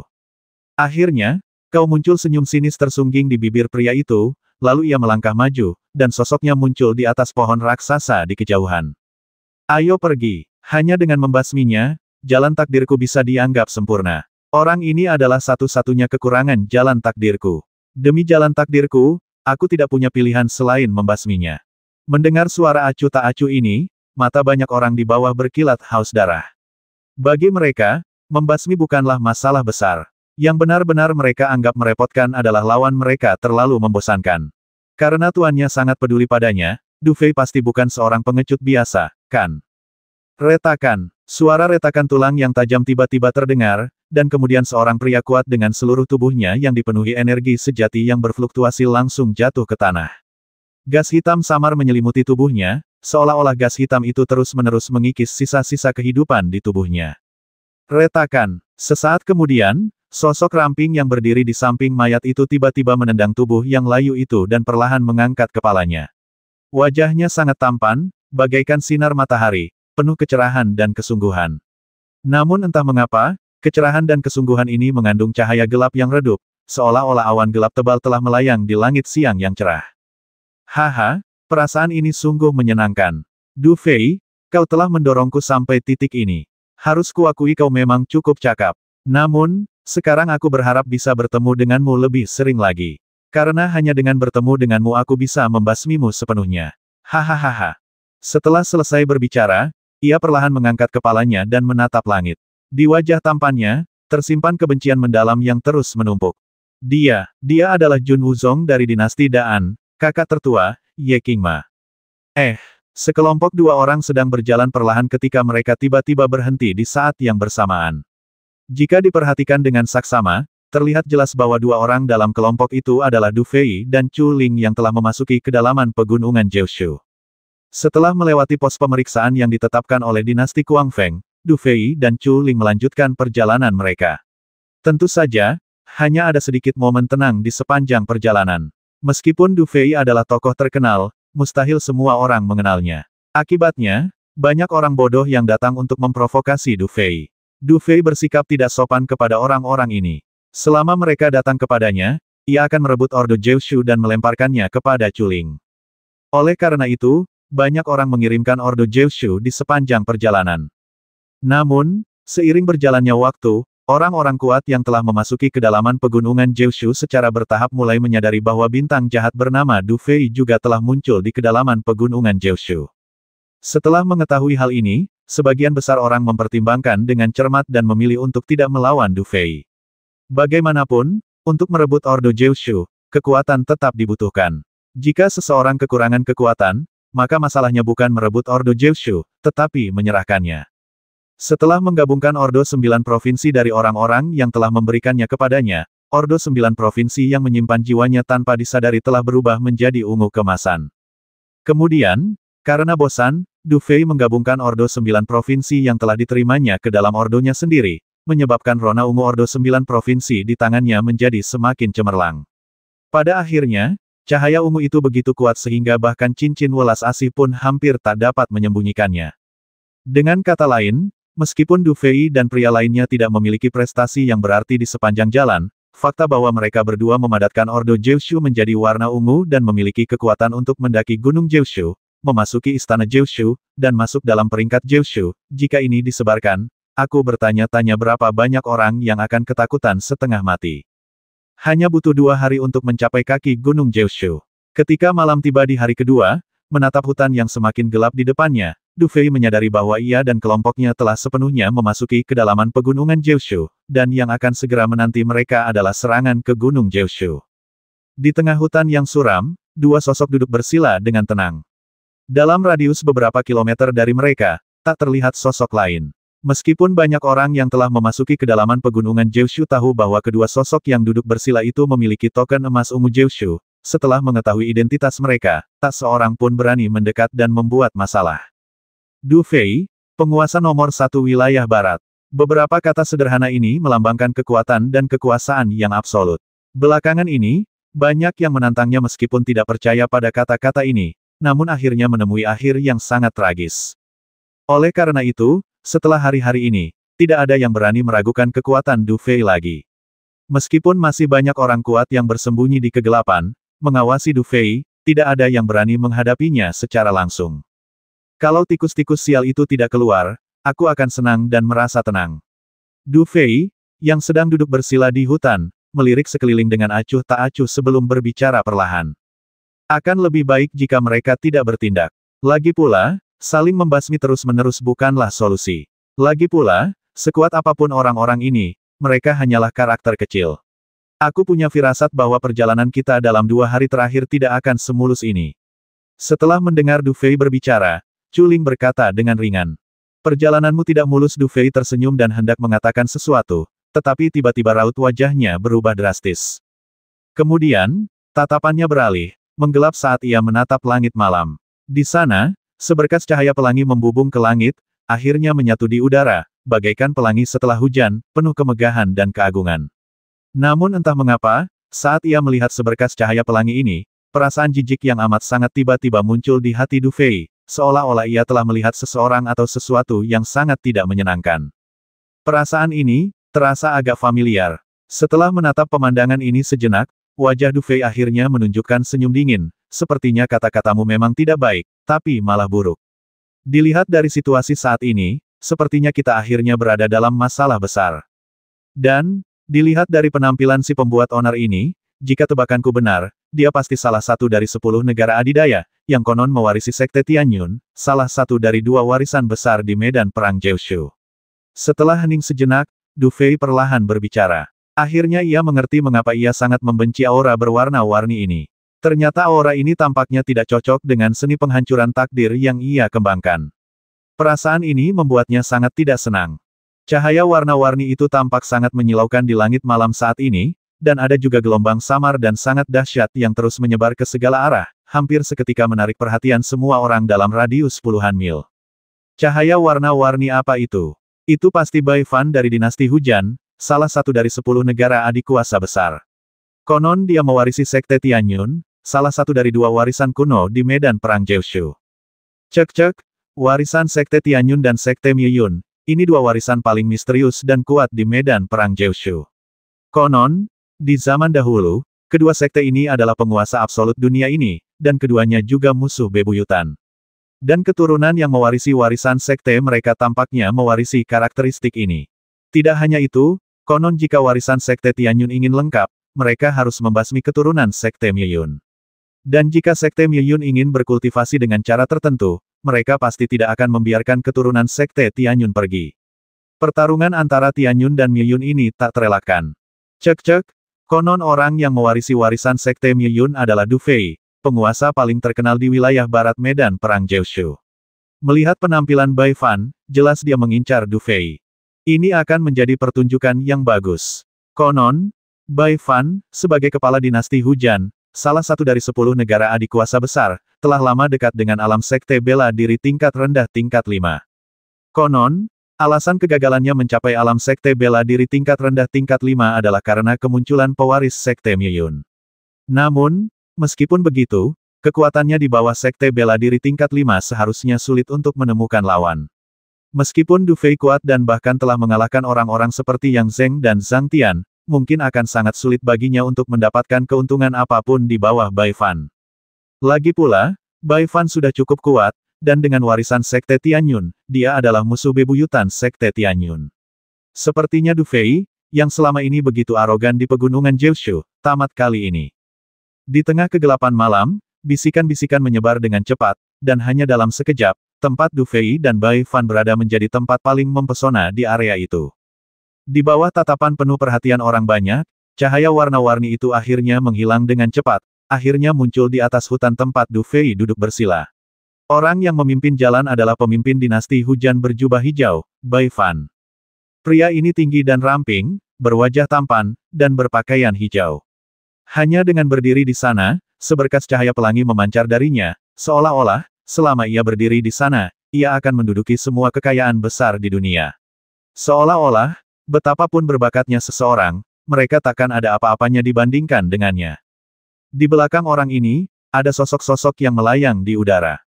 Aura pembasmi dan keganasan mereka sama sekali tidak tersembunyi. Meskipun aura mereka sangat berbeda dengan aura Bai Fan, jelas bahwa mereka juga merupakan orang-orang kuat di dinasti hujan.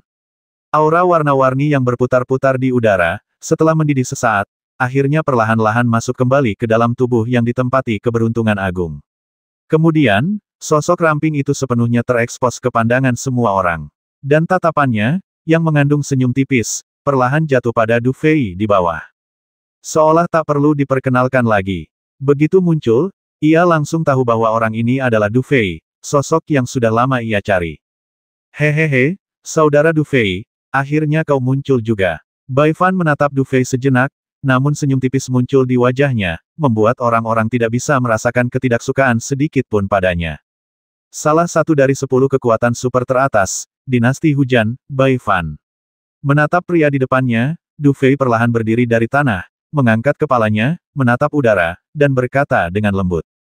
Haha, karena kau tahu asal-usulku, kau pasti juga mengerti kenapa aku datang kepadamu.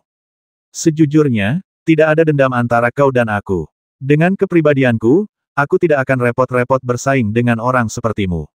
Tapi, kalau kau ingin menyalahkan seseorang, salahkan dirimu sendiri. Kau mengambil warisan Sekte Miyun, bukan yang lain. Suara Bai Fan yang jernih terdengar perlahan, dan terdengar sangat menyenangkan. Namun, bahkan ketika ia membicarakan hal-hal seperti itu, tidak ada yang bisa merasakan kesombongan dalam dirinya.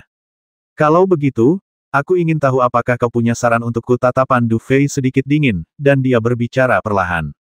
Mau saran? Bai Fan menatap Du Fei, lalu tersenyum lembut setelah beberapa saat dan berkata, karena kau sudah bertanya, aku akan memberimu kesempatan. Selama kau patuh menyerahkan warisan Sekte Miyun, aku tidak hanya tidak akan menyerangmu, tapi aku juga akan menerimamu dan menjamin kau bisa bergabung dengan Sekte Jiu Tianxuan. Bagaimana lagi pula, aku orang baik sampai akhir. Apapun cabang Sekte Jiu Tianxuan yang ingin kau ikuti, aku akan berusaha sebaik mungkin untuk memuaskanmu. Bagaimana? Kondisinya sangat bagus. Du Fei tersenyum tipis, sayang sekali aku tidak tertarik menjadi bawahan seseorang. Soal posisi Jiu Tianxuan Zong, kalau aku mau, aku akan mengambilnya sendiri, tanpa ada yang memberikannya padaku. Hahaha, kau memang arogan, tapi kau juga benar. Kalau kau tidak punya karakter seperti ini, bagaimana mungkin kau bisa mendapatkan warisan Sekte Miyun? Di udara, Bai Fan mengangkat kepalanya dan tertawa terbahak-bahak, tawanya dipenuhi sedikit emosi. Du Fei, sudah lama sekali. Sejak aku memasuki medan perang Jiushu ini, tak seorang pun berani berbicara seperti ini di hadapanku, dan tak seorang pun mampu membangkitkan hasratku untuk bertindak. Dan kau benar-benar yang pertama. Kau hebat, sangat hebat. Terlahir dalam kekuatan tingkat rendah, kau tak hanya berhasil sejauh ini hari ini, memotong kepala sampah seperti yang Zheng Zhang dan Tian, tetapi kau bahkan begitu arogan dan mendominasi di hadapanku. Hanya orang sepertimu yang punya kualifikasi untuk membuatku bertindak. Tapi, kualifikasi hanyalah kualifikasi. Jangan terlalu percaya diri. Di belakang Bai Fan, para petinggi dinasti hujan juga mencibir saat ini. Jelas, meskipun Du Fei di depan mereka berada di luar imajinasi mereka, mereka tetap tidak terlalu menganggapnya serius. Setelah bicara omong kosong begitu, kita tetap harus bertindak pada akhirnya. Kalau begitu, lakukan saja. Du Fei menyipitkan mata sejenak, lalu membalikkan telapak tangannya pelan, dan tiba-tiba melihat sebuah lonceng perunggu keemasan langsung muncul di telapak tangannya, lalu gelombang dahsyat langsung memancar dari lonceng ilahi kiamat. Kau, dinasti hujan, Apa kau berencana menyerang satu per satu atau sekaligus? Merasakan aura pembasmi yang dahsyat terpancar dari Du Fei saat itu, mata para ahli dinasti hujan itu langsung menyipit. Jelas, saat ini mereka juga merasakan kekuatan Du Fei sebagai penguasa nomor satu wilayah barat. Jimat Zenwu Baifan menyipitkan mata dan menatap lonceng ilahi kiamat di tangan Du Fei. Setelah beberapa saat, ia tersenyum tipis dan berkata dengan ringan, "Ku dengar kau merebut jimat Zenwu dari Yang Zeng dari dinasti kiamat. Karena kau mengambilnya hari ini, aku akan mencobanya untuk melihat seberapa kuat lonceng ilahi kiamat ini. Saat ini, kamu tidak memenuhi syarat untuk membiarkanku mengambil warisan Sekte Tianyun." Baifan melangkah maju di udara, dan tiba-tiba, aura yang mengejutkan keluar dari tubuhnya. Kali ini, ia tidak menggunakan aura warna-warni, melainkan aura yang sangat panas langsung menyebar dari tubuhnya. Pada saat ini, bahkan suhu langit dan bumi terasa sedikit lebih panas dalam sekejap. Metode ini bisa dibilang sangat menakjubkan. Du Fei menyipitkan mata dan menatap Baifan yang saat itu penuh semangat juang. Tatapannya berubah dingin, lalu ia menginjak tanah, dan sosoknya langsung jatuh ke udara. Kemudian, tatapan acuh tak acuhnya tertuju pada Baifan. "Kau ingin bertarung? Ayo. Bagus. Kamu punya nyali." Melihat Du Fei berani melawannya sendirian alih-alih langsung kabur, Baifan tersenyum tipis, lalu ia menggenggam telapak tangannya dengan ringan di kehampaan, dan tiba-tiba sebuah pedang panjang berapi-api muncul di telapak tangannya. Saat telapak tangannya sedikit bergetar, ia mendengar bilah pedang bergetar, dan seketika udara pun bergetar hebat dengan suara berdengung. "Du Fei, banyak orang bilang kau salah satu dari sedikit prajurit kuda hitam di perang Kyushu ini. Tapi, apa kau benar-benar punya kemampuan? Aku harus melihatnya sendiri." Senyum acuh tak acuh di wajah Baifan lenyap seketika saat ia berbicara, lalu ia terlihat melambaikan tangannya. Seketika, pedang panjang berapi di telapak tangannya menebas dengan ganas, dan tiba-tiba puluhan sinar pedang merah menyala melesat bagai kilat, dan kemanapun sinar pedang itu mencapai, mereka langsung memblokir bagian tubuh Du Fei yang bisa ia hindari. Mendengus. Melihat serangan-serangan yang sangat mengerikan ini, Du Fei mengepalkan telapak tangannya dan langsung meninju ke segala arah. Suara getaran udara pun terdengar, dan semburan tekanan tinju yang mengandung udara dingin langsung menghantam balok pedang. Klang klang klang klang. Di tengah percikan api itu, fluktuasi energi sejati yang dahsyat meraung dalam sekejap, dan sinar pedang yang teramat dahsyat itu semuanya hancur oleh pukulan Du Fei. "Bagus. Kau benar-benar punya kemampuan." Mata Baifan berbinar, lalu dia tersenyum tipis. "Aku tidak tertarik bermain-main seperti ini denganmu. Kalau kau mau melawanku, tunjukkan kemampuanmu yang sebenarnya."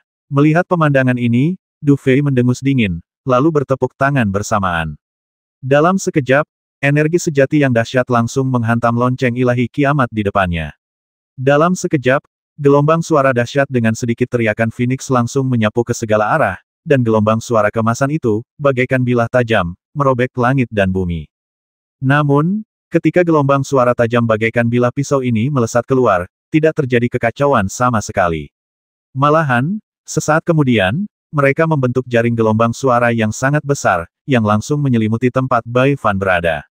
Lonceng kiamat ilahi. Raungan Phoenix emas. Jelas, dengan kekalahan Yang Zeng, Du Fei kini nyaris tak mampu mengendalikan lonceng ilahi kiamat.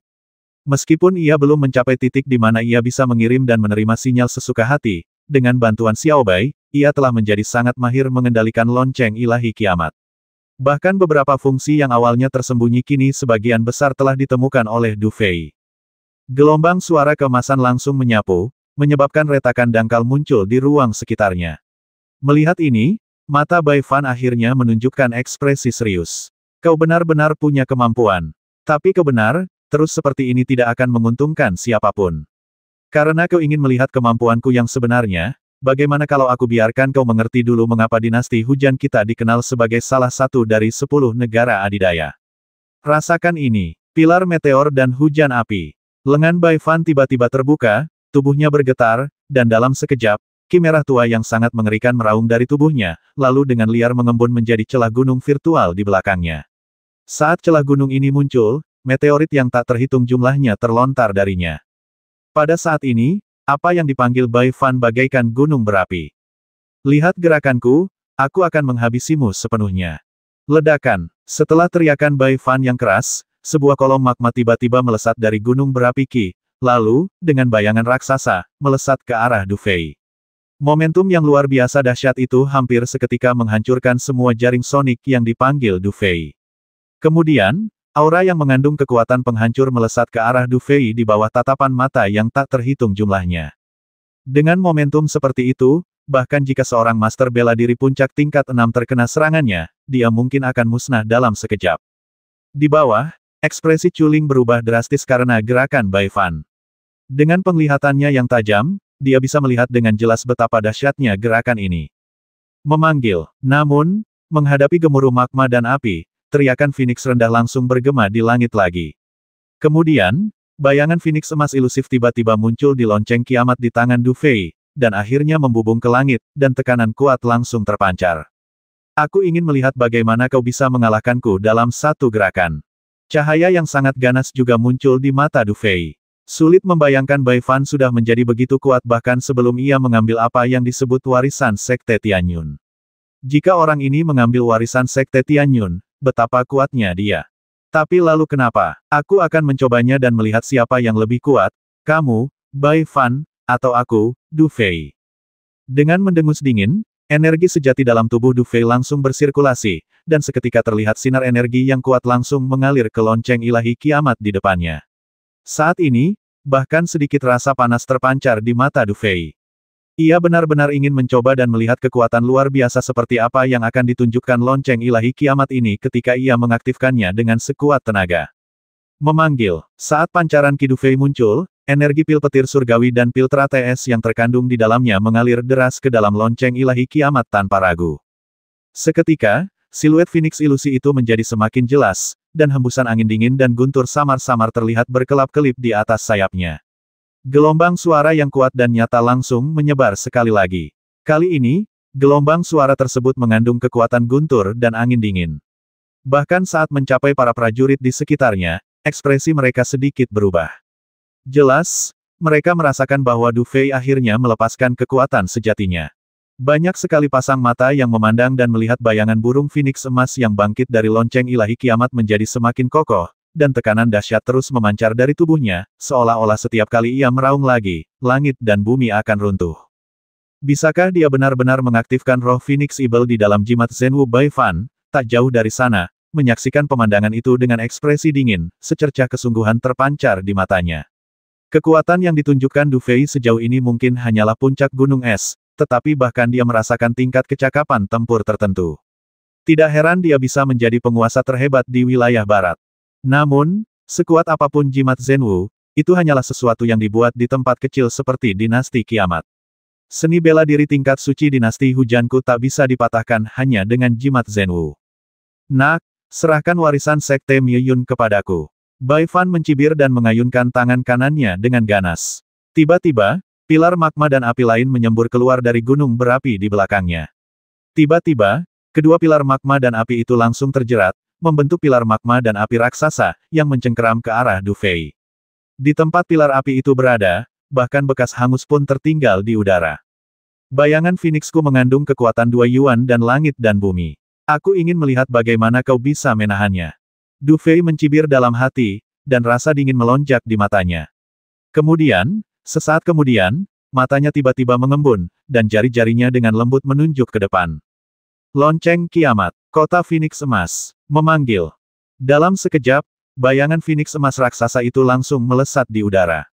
Bayangan emas itu membawa sedikit kekuatan penghancur. Di bawah tatapan mata yang tak terhitung jumlahnya, bayangan itu bertabrakan dengan kolom lava yang melonjak.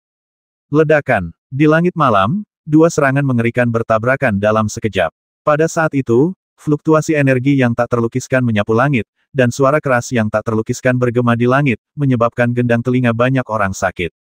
Dong dong dong dong. Bayangan angin keemasan melayang di atas langit dan bumi, sementara pilar magma dan api tampak berubah menjadi ular piton merah tua. Di langit malam yang gelap, kedua belah pihak terus bertabrakan. Setiap kali bertabrakan, gelombang yang sangat dahsyat menyapu udara, dan hutan di sekitarnya langsung hancur menjadi debu di bawah hantaman gelombang ini.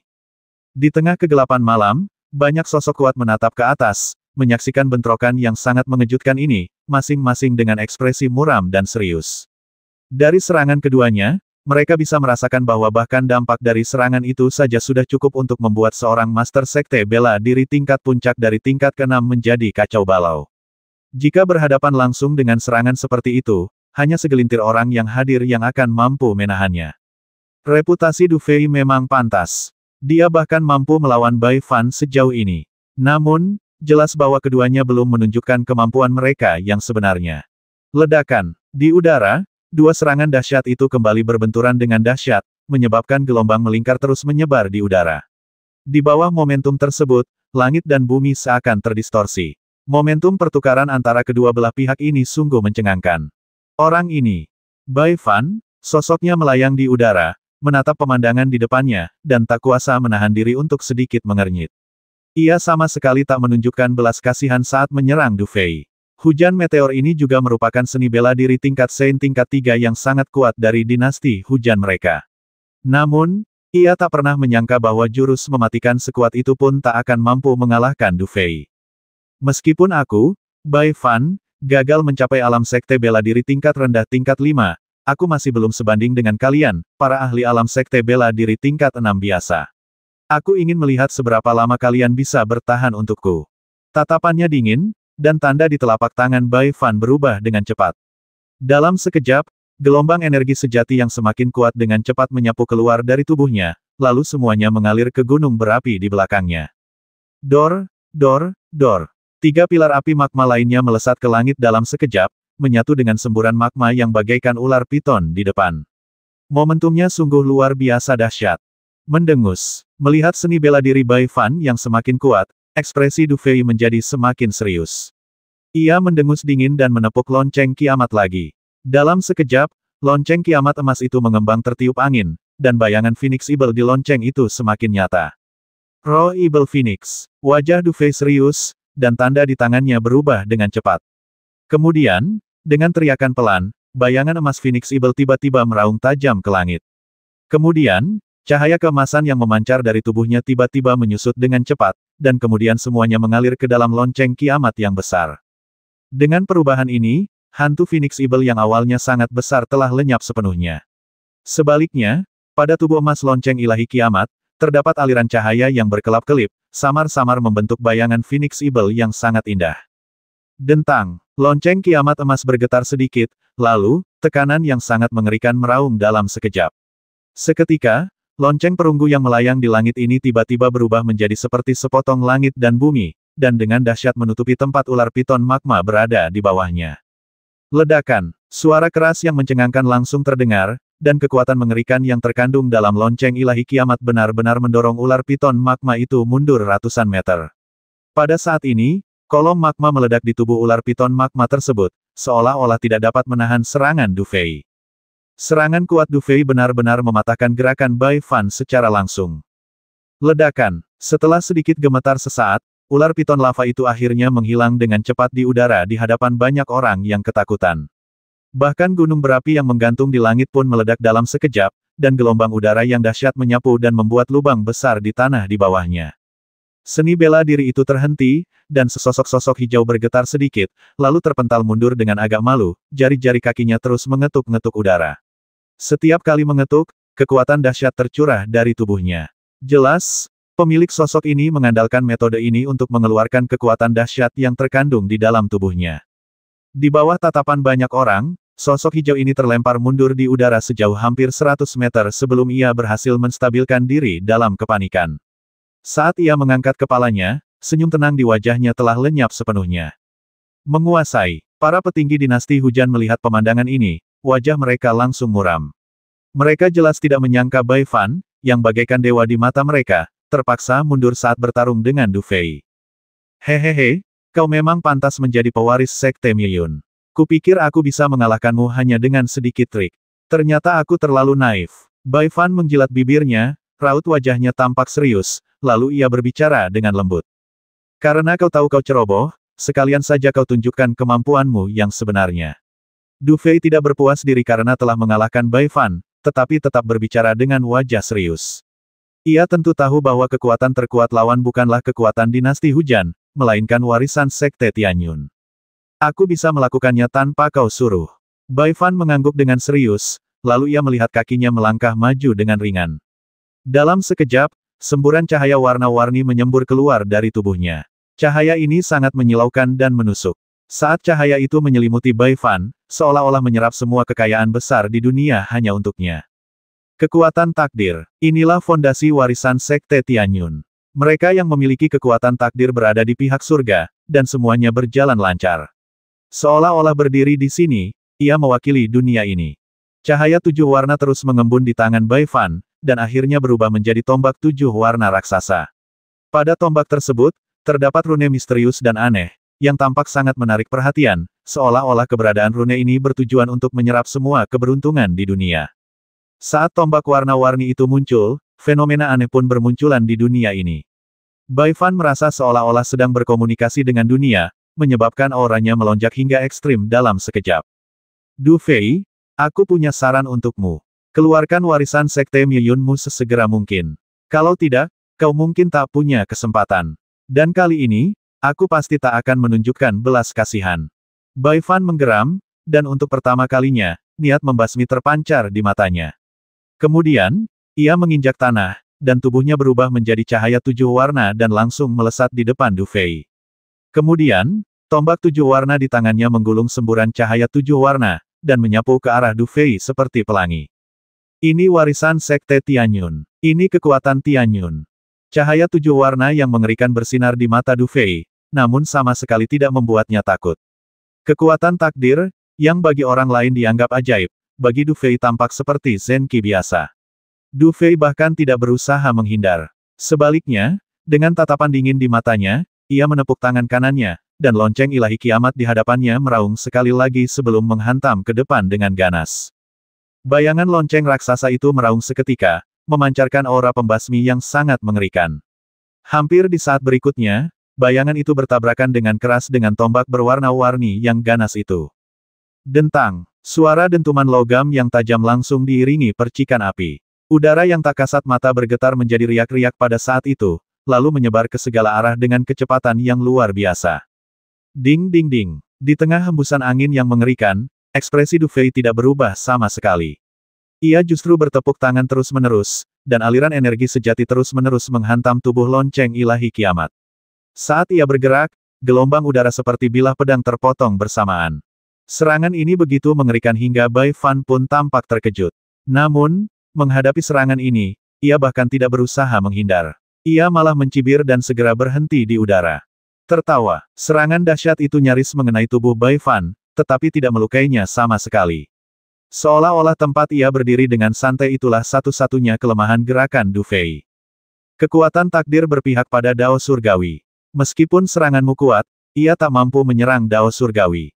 Di hadapan Dao Surgawi, seranganmu tak berguna. Apa kau belum menyadarinya? Bai Fan menghindari serangan Du Fei dan tersenyum tipis. Kemudian ia memutar pergelangan tangan kanannya, dan tombak berwarna-warni di tangannya langsung menusuk ke arah Du Fei. Dan jika aku ingin memukulmu, selama aku berpikir begitu, maka aku pasti bisa melakukannya. Dengan teriakan rendah Bai Fan, gerakan yang tampaknya biasa saja itu kini mengandung rasa aneh dan tak tertahankan, seolah-olah gerakan ini pasti akan jatuh pada Du Fei. Kekuatan takdir. Inilah kekuatan takdir. Melihat serangan seperti itu, mata Du Fei sedikit menyipit, dan ia sedikit lebih memahami warisan Sekte Tianyun. Sekte Tianyun memang berpihak pada Tianyun, dan itu justru kebalikan dari warisan Sekte Miyun yang ia peroleh. Tak heran jika kedua sekte besar ini selalu menjadi musuh bebuyutan di zaman kuno. Kalau begitu, jika kita ingin menghadapi kekuatan takdir, apakah satu-satunya cara adalah menggunakan kekuatan penghancur? Begitu dia memikirkan hal ini, aura abu-abu samar langsung muncul di permukaan tubuh Du Fei, dan kemudian saat Du Fei menepukkan tangan kanannya, aura itu langsung berubah menjadi telapak tangan raksasa dari energi sejati dan menamparnya dalam sekejap. Ledakan, tombak dan telapak tangan itu bertabrakan dengan dahsyat hampir seketika, dan aura 7 warna serta aura abu-abu itu langsung terjerat. Kemudian, gelombang yang sangat mengerikan menyebar seketika. Jelas, kedua aura ini mustahil untuk berpadu sedetik pun. Sebab, takdir dan kehancuran pada hakikat adalah sepasang musuh bebuyutan.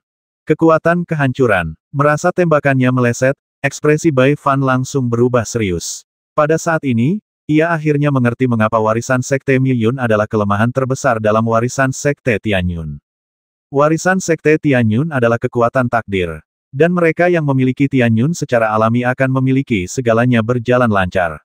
Misalnya, bahkan jika mereka berdiri di pinggir jalan, emas akan jatuh menimpa kepala mereka. Inilah kekuatan takdir.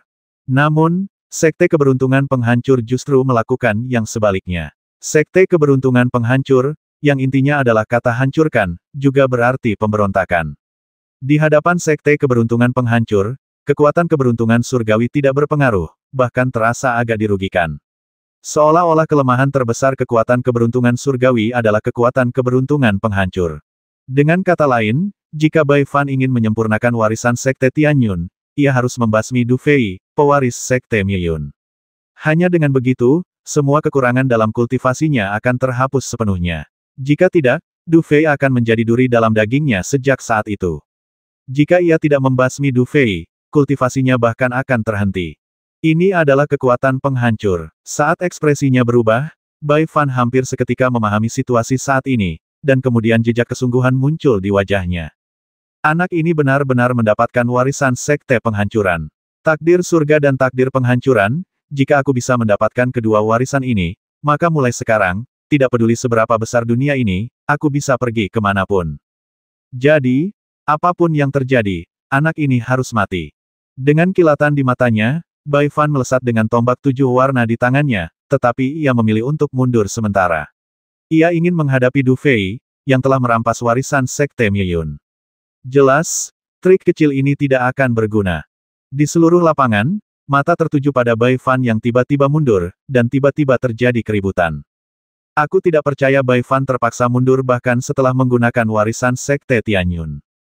Melihat ini, Du Fei juga telah menggunakan warisan Sekte Penghancuran. Pertarungan antara takdir dan kehancuran ini memang sangat seru. Saya tidak tahu siapa yang akan menang pada akhirnya di antara keduanya. Karena bocah ini sudah menggunakan kekuatan penghancur, tidak ada gunanya terus melawannya. Kalau begitu, sekalian saja kita putuskan pemenangnya dengan satu gerakan.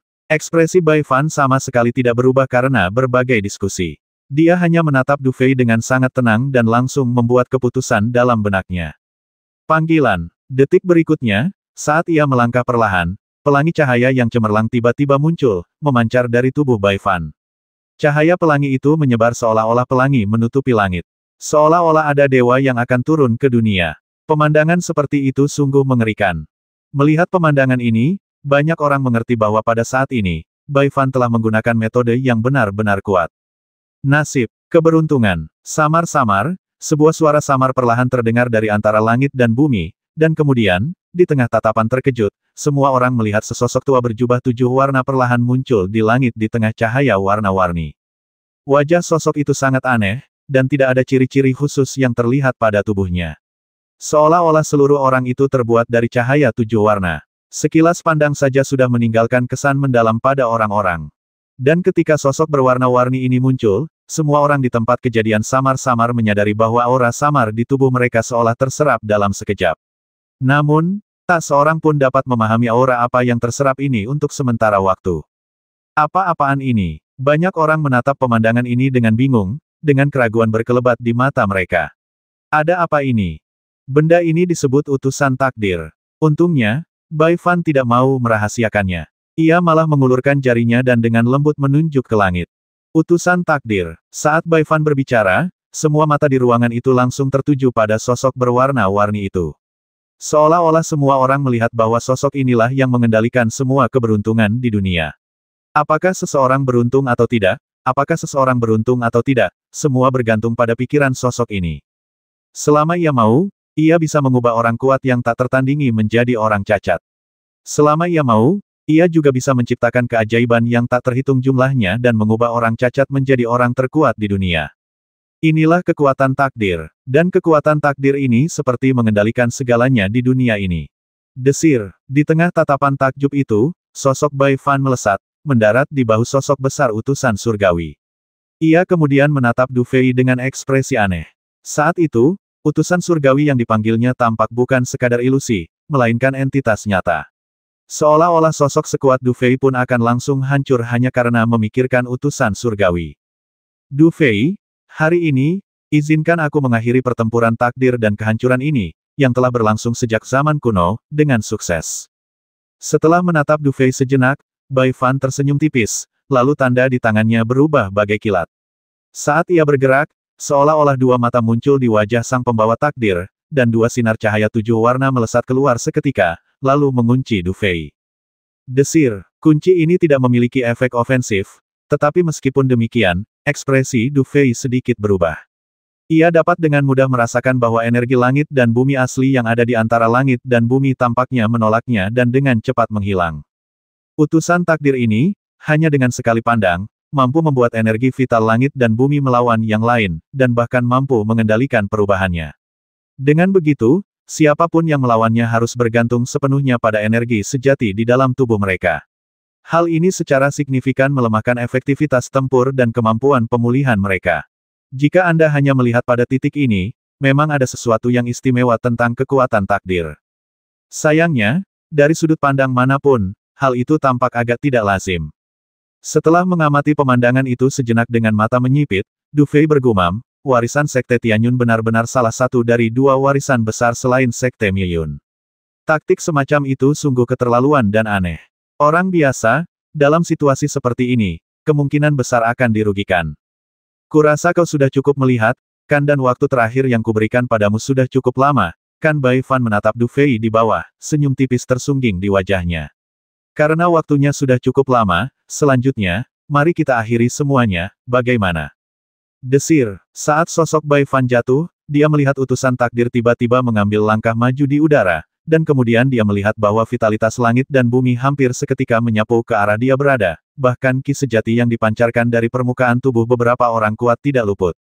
Ketika para pria kuat yang berjaga di sekitar menyadari perubahan ini, raut wajah mereka berubah drastis, dan mereka segera mundur.